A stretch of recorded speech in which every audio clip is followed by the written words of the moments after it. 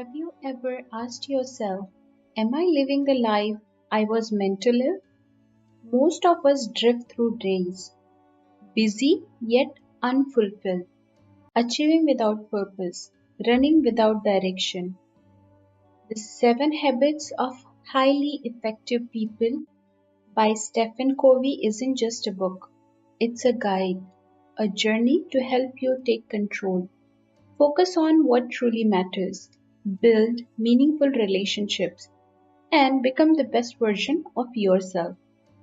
Through seven timeless habits, this book teaches us not just how to succeed, but how to truly live with purpose, intention, and impact.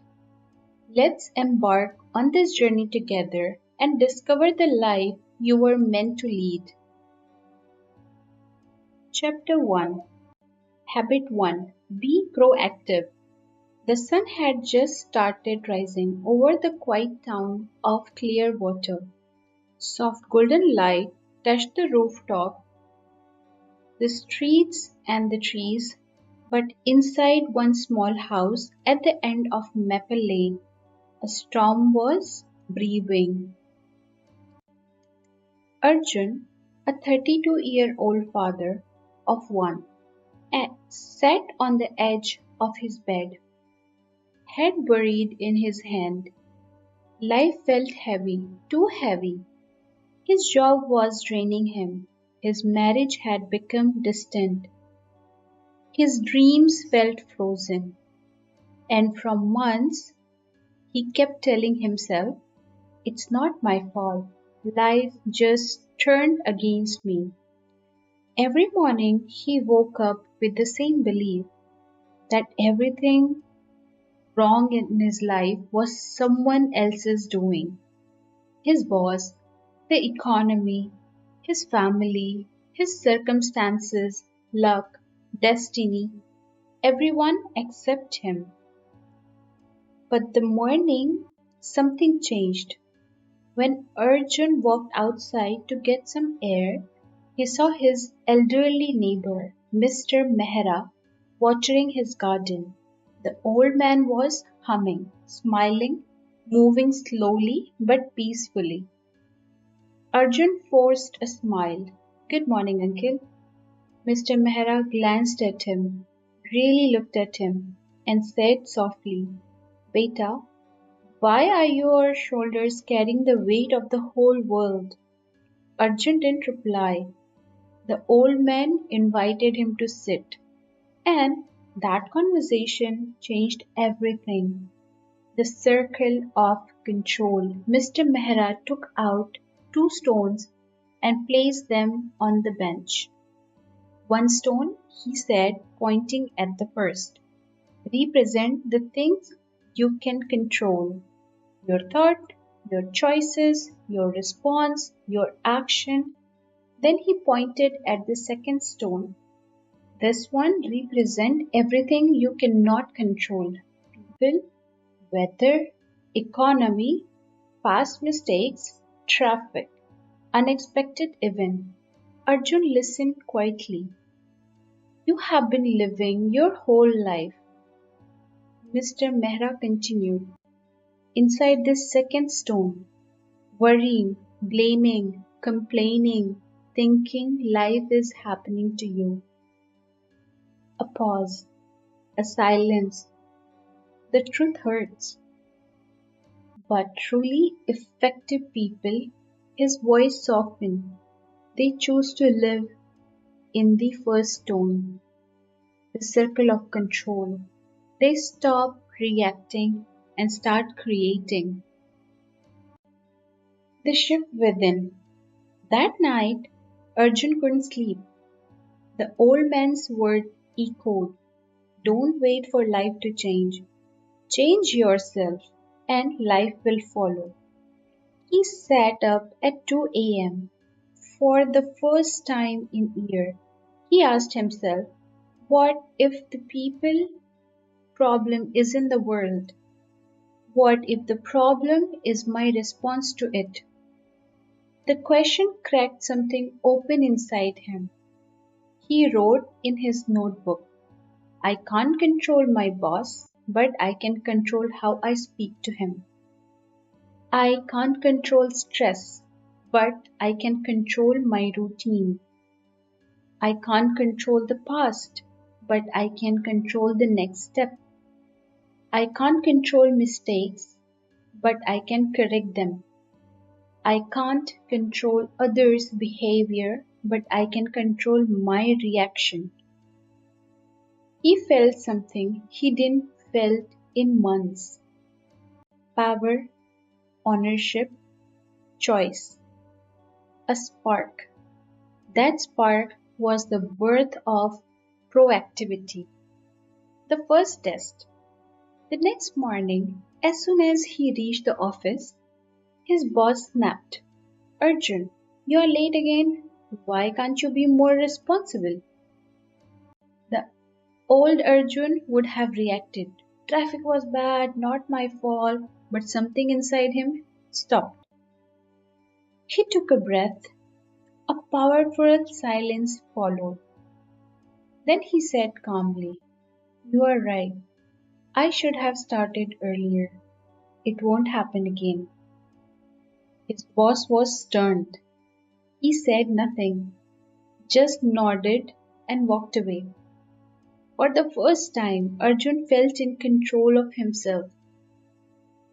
That small choice, that one moment of inner control, gave him a comfort, confidence he had never tested. The ripple effect. Over next few weeks, he woke up 30 minutes earlier, started eating better, spent more time with his daughter, communicated with his wife with patience, took responsibility at work, stopped complaining, started planning his day, focused on solutions instead of problems. He realized something life changing. Proactive people don't wait for miracle, they create them. The turning point for him. One evening, as Arjun played with his daughter in the garden, he saw Mr. Mehra again. This time, Arjun called him over. Uncle, he said with gratitude in his eyes, I used to think my life was controlling me, but now I know I control my life. The old man smiled. No, beta, you control your response, and that response controls your life. He placed a gentle hand on Arjun's shoulder. This is habit number one, he whispered. Be proactive, stop reacting to life, start responding with intention. Effective people are not born, they are made. With one choice at a time. Emotional lesson in this habit number one. When you stop blaming, when you stop waiting, when you stop complaining, you realize the truth. Life is not happening to you. Life is responding to you. And the moment you take responsibility, your world begins to change. Chapter 2. Habit number 2. Begin with the end in mind. The funeral that changed everything. It was a quiet morning in the city.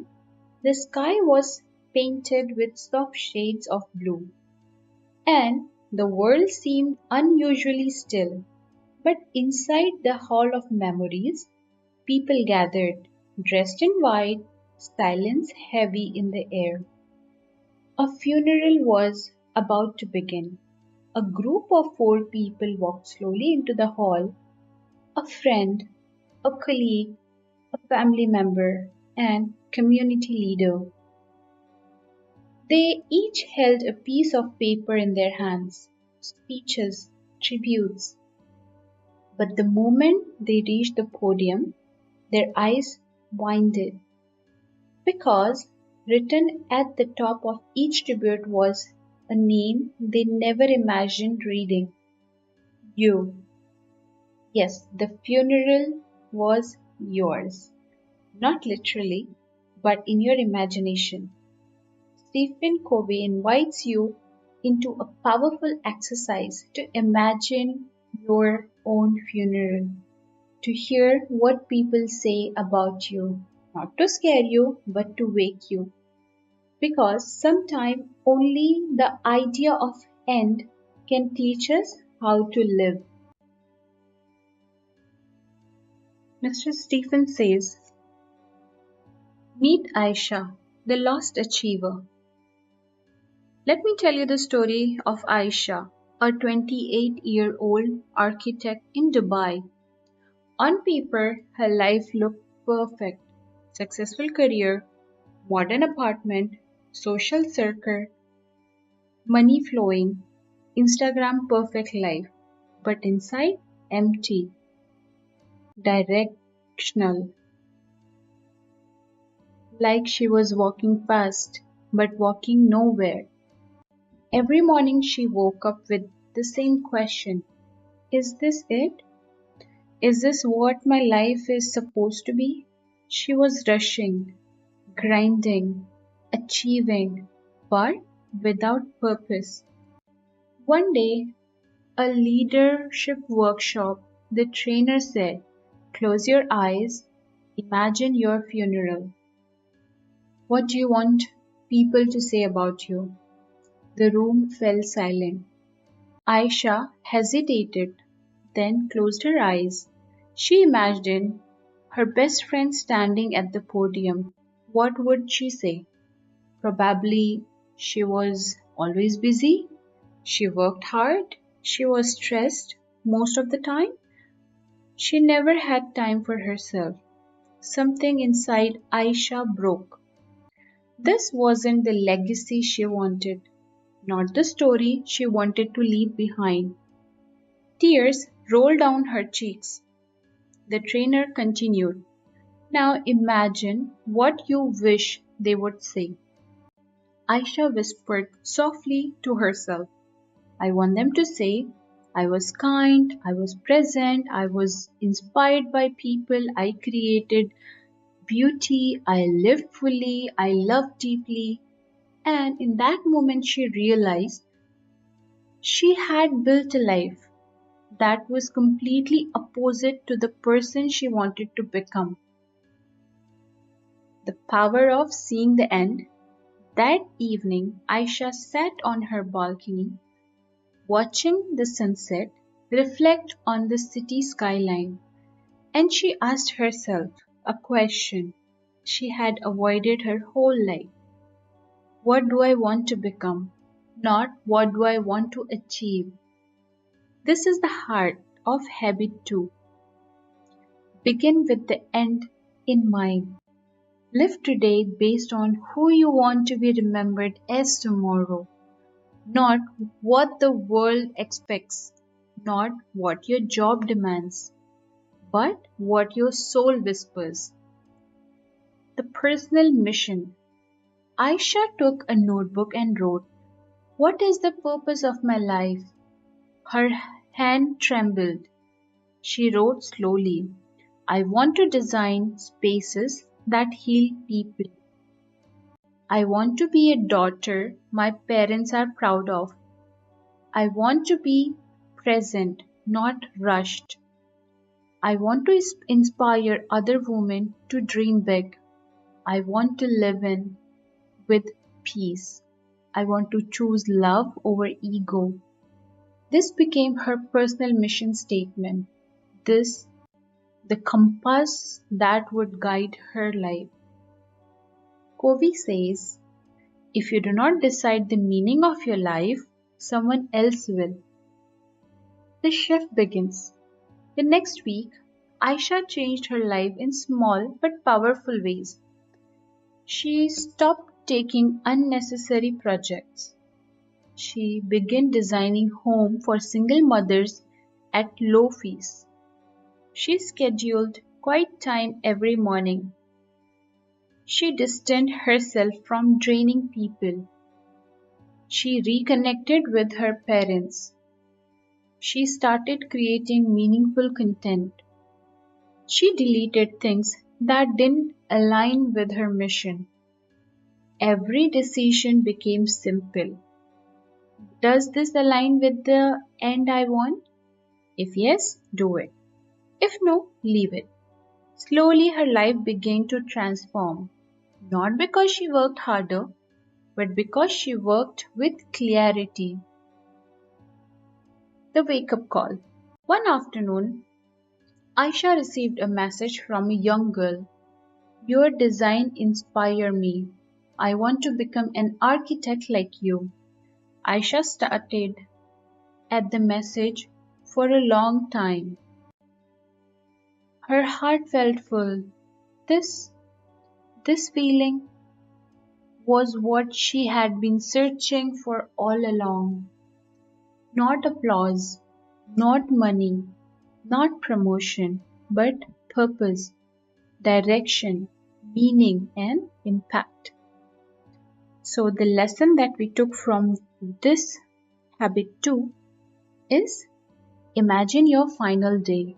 Ask yourself, what do you want my children to remember? What do I want my partner to feel? What do I want my friends to say? What do I want my work to stand for? What do I want the world to receive from me? Because the truth is, when you know your destination, every step becomes meaningful. People who live with purpose never feel lost. They walk with clarity. They choose with intention. They move with confidence. And that is the true power.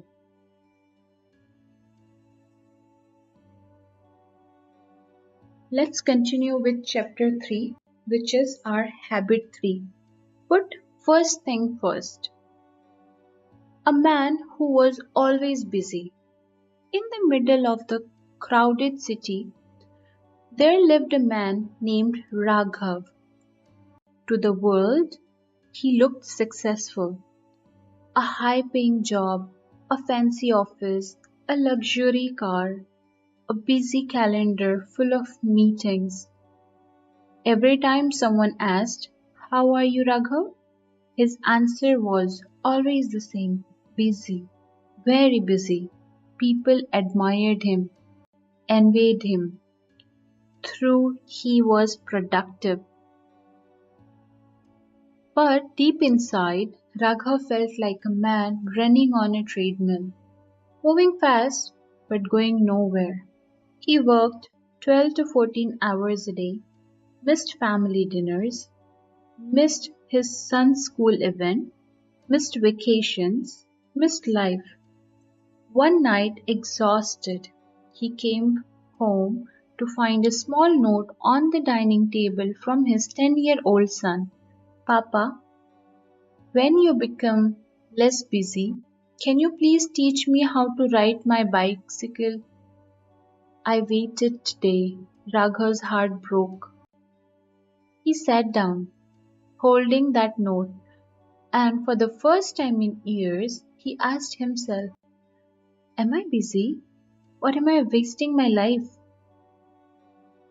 The jar of life, the transformation moment. A week later, Raghav attended a leadership seminar. The speaker walked onto the stage with the transparent jar. Inside a bag beside him were big rocks, small pebbles, sand, and water. He held up the empty jar. This, the speaker said, represents your life. He placed the big rock inside the jar. These rocks are the things that matter the most: family, health, purpose, relationship. Then he poured pebbles. These are the things that matter, but not as much: job, money, task, responsibility. Then he poured sand. These are the distractions, notifications, gossips, meaningless tasks, time wasters. Finally, he added water. This is everything else we squeeze into life: social media, entertainment, comparison, noise. The jar was full. Then he asked the audience, if I fill the jar with sand first, would the big rock fit? The audience shook their heads. No. The speaker smiled. This is your life. When you fill your day with distractions first, there is no space left for what truly matters. Raghav felt like he had been hit by lightning. All these years, he had been filling his jars with sand. Meetings that didn't matter, phone calls that drained him, emails that could wait, tasks that weren't important, people who didn't care, and because of all the sand, there was no space left for the people who loved him, for the most moment he could never get back. The four quadrants of life. Later, the speaker drew a simple chart. Quadrant 1, urgent plus important. Crisis, deadline, emergencies. Quadrant 2, not urgent plus important. Health, family, planning, learning, meaningful time. Quadrant 3, urgent plus not important. Interruptions, phone calls, other people's priority. Quadrant 4, not urgent, not important. Social media addiction, gossip, distraction. He said most people live in quadrant 3 and 4. That's why they are always busy, but never fulfilled. Then he circled quadrant 2. Truly effective people live here. This is where life changes. Raghav's eyes filled with tears. He finally understood. He had been living in the wrong quadrants his entire life. The day he finally paused. The next morning, Raghav did something he had never done before. Instead of rushing to check emails, he sat quietly with a cup of tea and asked himself, what are the big rocks of my life? He wrote, family time, health, personal growth, spiritual peace, quality work, rest, memories, purpose. He started at the list. These weren't just goals, they were the foundation of life. He realized something painful. None of these were getting his time. That day, instead of staying late at work, he drove home early. His son looked at him with surprise. Papa, you're home. Raghav smiled. Yes. Let's learn how to ride that bicycle. His son's face lit up, and in that moment, Raghav felt more alive than he had in years. He took only 20 minutes, but it was the most meaningful 20 minutes of his life. The new Raghav, choosing what matters. Over the next few months, everything changed. He set boundaries at work, started going on evening walks with his family, reduced screen time, delegated unnecessary tasks, learned to say no gracefully, prioritized health, made time for hobbies, started journaling, gave importance to real human connection. Slowly, he reclaimed his life. He discovered something life changing. Being busy is not the same as being productive, and being productive is not the same as being fulfilled.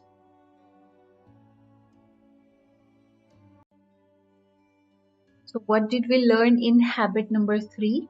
Put first thing first. Don't let life pass by in urgency. Don't let the world decide your priorities. Don't let distractions steal your existence.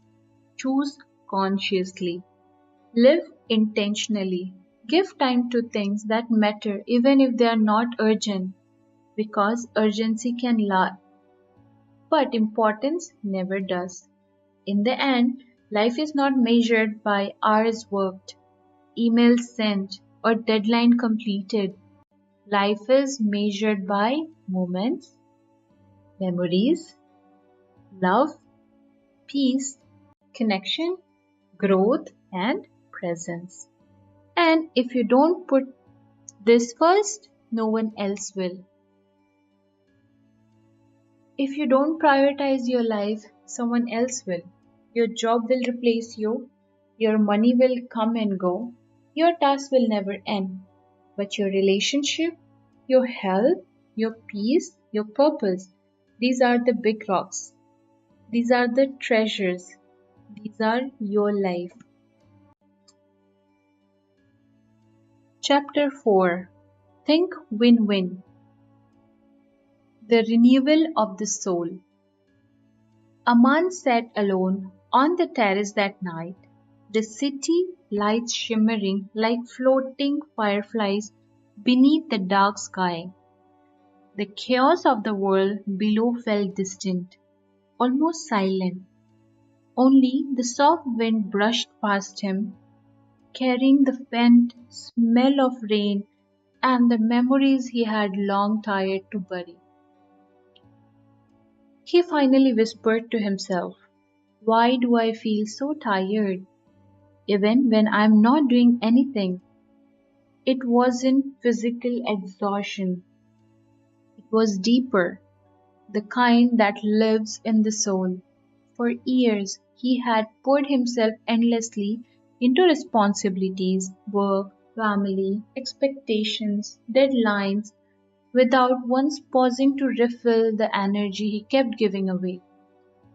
His life was like a candle burning at both ends. The flame was bright, but dying fast. And then his grandfather's voice echoed in his mind. Words spoken long before Aman ever understood their weight. Beta, even the strongest axe becomes useless if you never stop to sharpen it. Tonight, for the first time, the meaning hit him like lightning. The next morning, Aman woke up feeling heavy, not physically but emotionally drained. His eyes stung, his heart felt cluttered, and his mind was drowning in unfinished thoughts. He sat on the bed, elbows on his knees, head in his hand, memories blurred, missed moment, neglected dream, ignored health, friendships long forgotten in the rush of life. He whispered, "I don't even remember the last time I did something just for myself. No hobbies, no rest, no peace, only survival." It wasn't living, it was merely breathing. One evening, Aman decided to walk to a park nearby, a place he had visited in years. The air smelled of wet grass, children laughed in the distance, old men sipped tea under the tree. He sat on a wooden and closed his eyes. Silence. There was no noise. For the first time in years, he tried to listen not to the world but to himself. His voice inside him, gentle yet honest, spoke. "You take care of everything, but who takes care of you?" Aman felt his throat tighten. A tear escaped because he knew the answer. He had abandoned himself somewhere along the way. That night he took a vow, simple yet powerful. I will rebuild myself slowly, patiently, intentionally. The next morning he put on his running shoes, dusty from disease, and stepped outside. The first run was terrible. His lungs blurred, his legs shook. He felt like giving up after 5 minutes. But something inside whispered, slow is fine, but don't stop. So he didn't. Day by day, breath by breath, step by step, he returned to life. His energy returned, his sleep improved, his body felt alive again. He didn't run to lose weight or impress anyone. He ran because he wanted to feel human again. Aman replaced endless scrolling with something new, reading. At first, a few pages a day, then chapters, then entire books. He began reading about leadership, psychology, spirituality, history. Thoughts awakened, curiosity returned, ideas sparked. His mind, once dull from stress, began to shine again with clarity, sharpness, and new understanding. One afternoon, Aman walked into his room, opened a wooden box, and pulled out an old photograph, his family at a beach, all smiling, all carefree. His eyes softened. He realized how emotionally distant he had become from the people he loved. That evening, he cooked dinner for his mother, sat with his father for tea, called his old friend after years. Small steps, but each one sharpened a part of his heart that had long gone dull. He began to reconnect with life, with love, with humanity. Aman started ending each day with a ritual, a few minutes of silence, a few deep breaths, and gratitude. He wasn't religious, but he felt spiritual. He felt connected for something larger than problems and deadlines. He realized peace isn't somewhere far, it is built with small daily acts, meditation, journaling, stillness. As the weeks passed, he began to feel something he hadn't felt in years, lightness. Life was still busy, challenges still existed, but he was stronger, sharper, balanced, and whole. Aman looked at himself in the mirror one morning, not with the eyes of judgment, but with pride. He whispered, I'm not perfect, but I'm better than yesterday, and that's enough. His grandfather's voice echoed again, softer this time, almost smiling. When you care for yourself, Beta, the world becomes easier to carry. Aman finally understood. Sharpening the saw wasn't about being selfish. It was about survival, about becoming the best version of yourself so you can give the world your best. And the first time in years, he felt ready for whatever came next. Chapter 5, The Silent Bridges, Learning to Truly Listen. Rain hammered against the windows that evening, turning the city into a blur of shimmering light and restless sound. Aman sat at his desk, staring at the swirling pattern on the grass. His thoughts were heavy, heavier than the clouds above. He had spent the past month rebuilding himself, body, mind, heart, and soul. But there was one part of his life still broken, his relationship. Not because people around him were wrong, but because Aman had forgotten how to listen. He always responded, defended, reacted, but rarely understood. His grandfather once told him, listening is not waiting for your turn to speak. It is opening your heart to someone else can breathe. Tonight, those words returned to him like a forgotten truth. Aman's mother walked into his room slowly, her eyes tired yet warm. Beta, you have been so busy. We barely sit together anymore. Her voice was soft, but Aman felt the weight behind it. How many times had she tried to talk to him, and he simply replied, हाँ माँ, I'm tired, कल बात करेंगे. Tomorrow, always tomorrow, a tomorrow that never came. Tonight, he saw something new, loneliness behind her smile.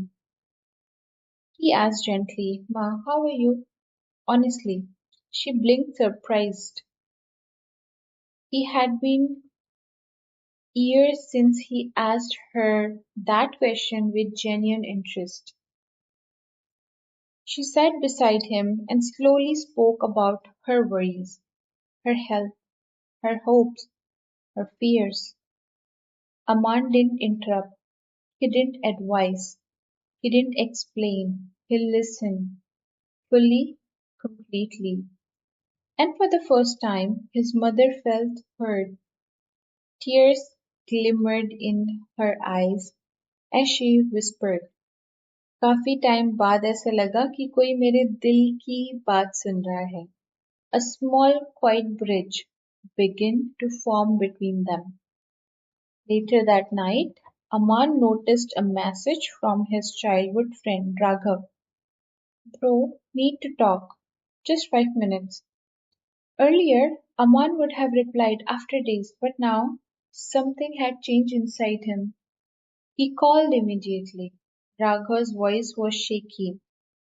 Life had hit him hard. Career, stress, a relationship breaking apart, and a silent battle with depression.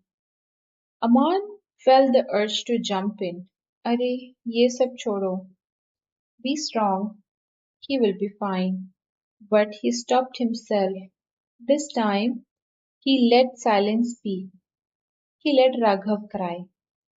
He let him pour out year of hidden pain.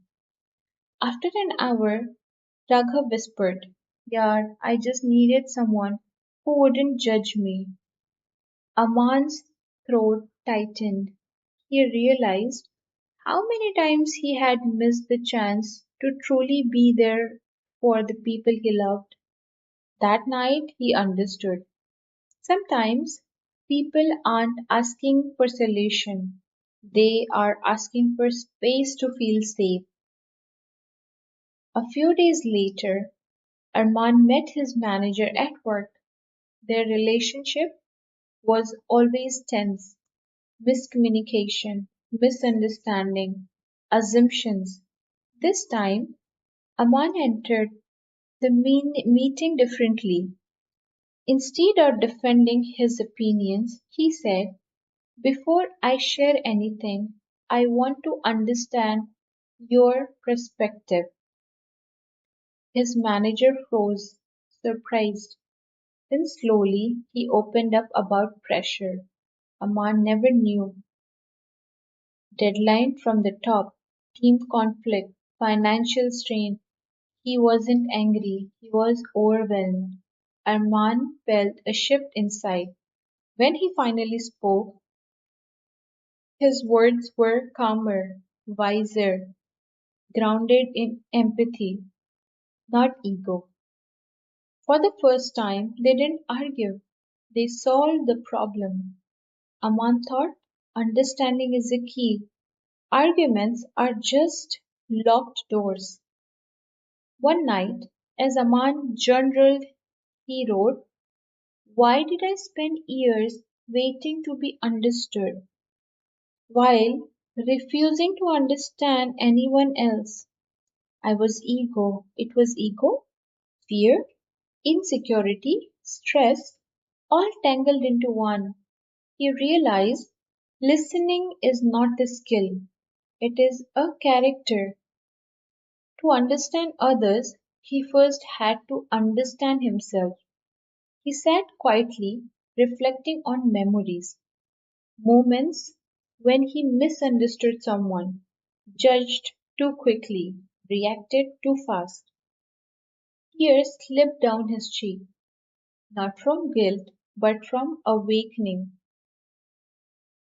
The next morning, Aman visited his younger sister Neha. Their relationship had grown distant. Argument, assumption, silence. She opened the door, surprised but not smiling. Aman took a deep breath and said, Neha, I know I had not been the best brother lately. I didn't listen when you needed me, but today I just wanted to hear you. Her expression broke. She sat across from him, tears falling, and shared everything.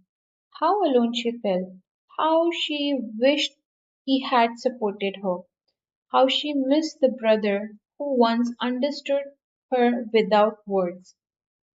Arman didn't justify, didn't argue, didn't explain. He simply listened. After an hour, Neha hugged him tightly, whispered through tears, भाई thank you. आज बहुत हल्का लग रहा है. Aman felt something inside him mend, a wound he didn't even know was bleeding.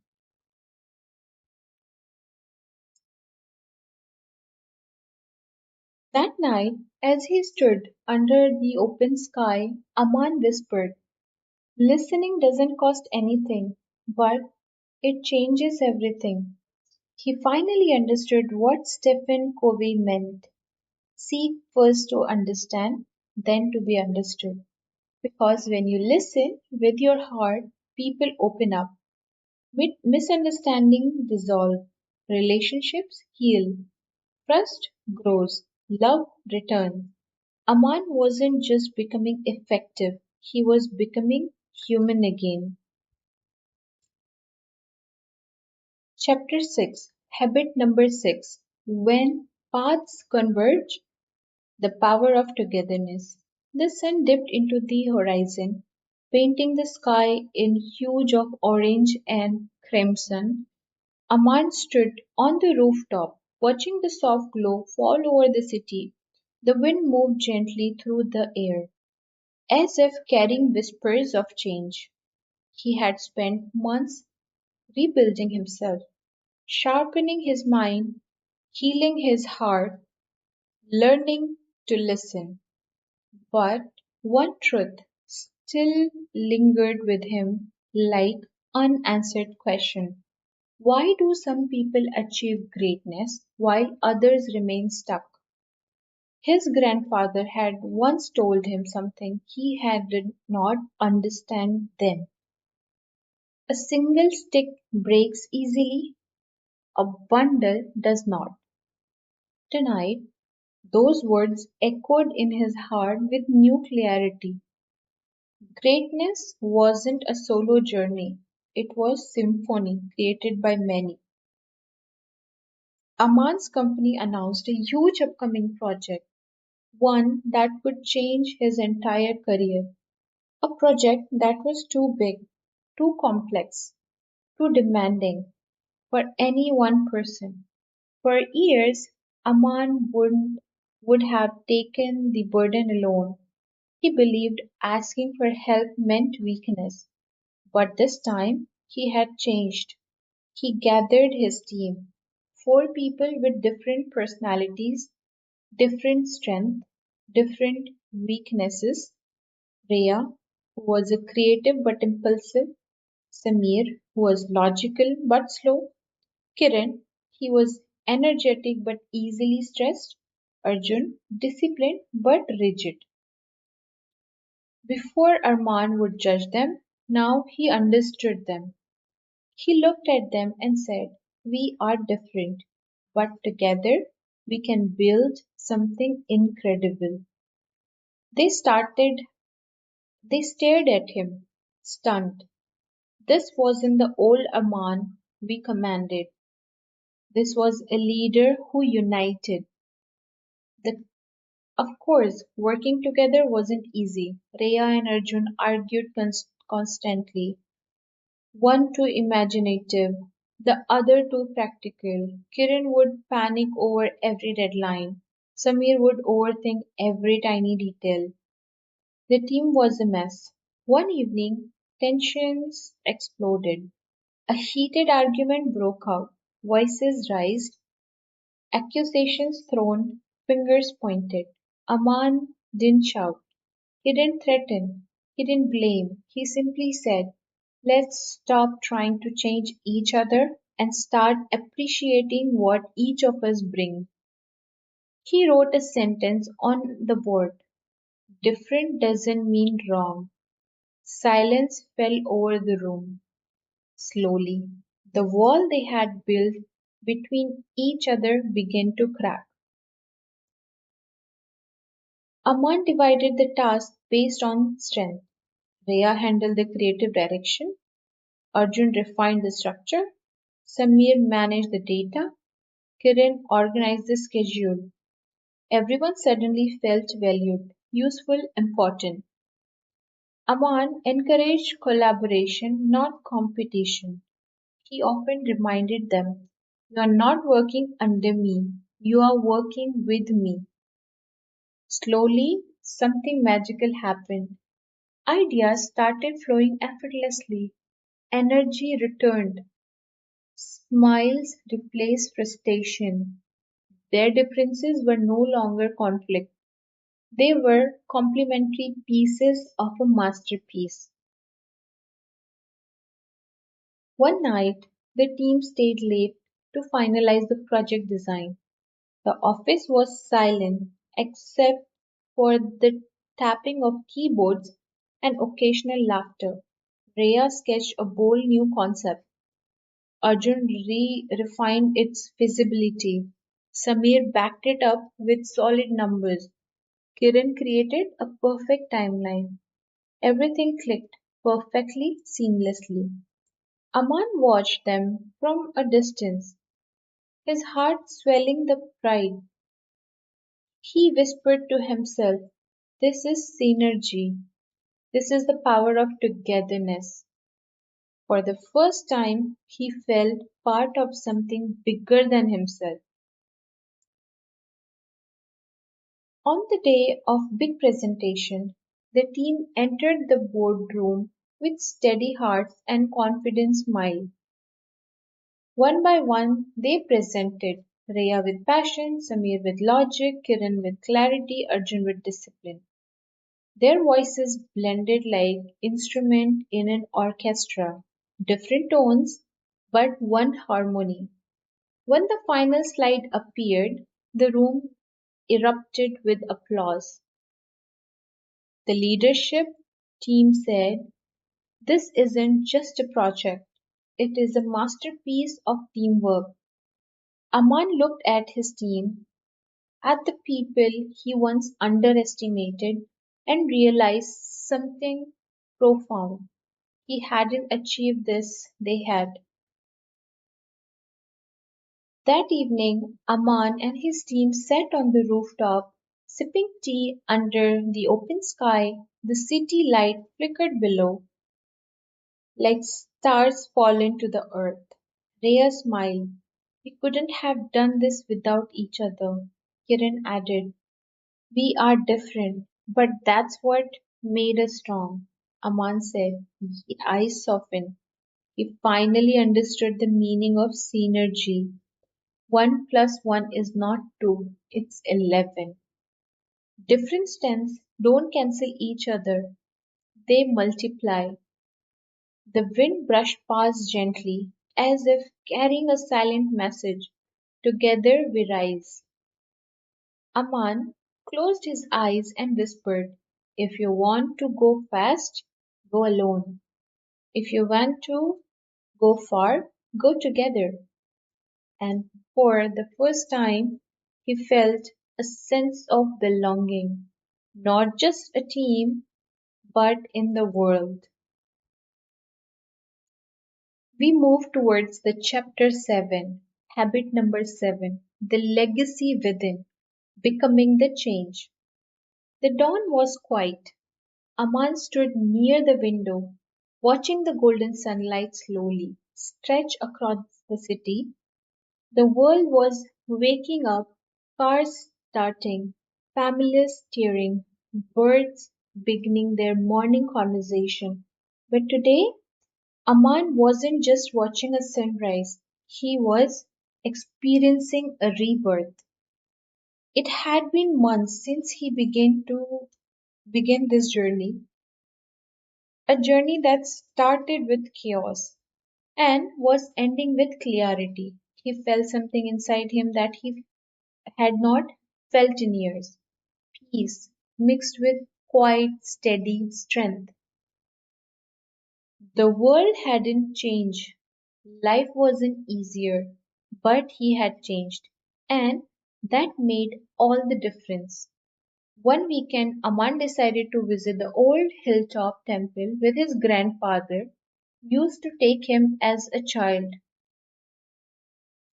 The path was steep, lined with ancient trees that whispered story of time long gone.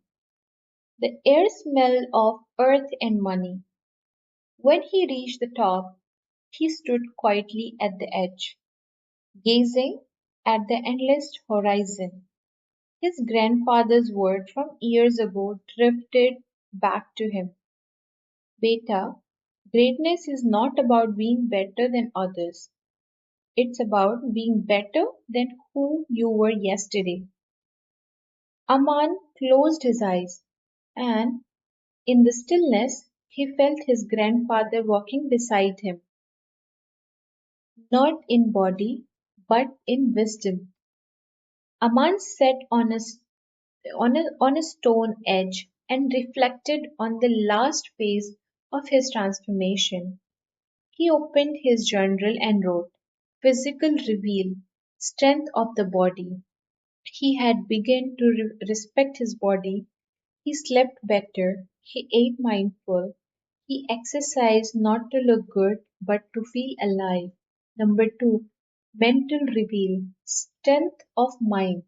He replaced noise with knowledge. Books had become his mentor. Reflection had become his companion.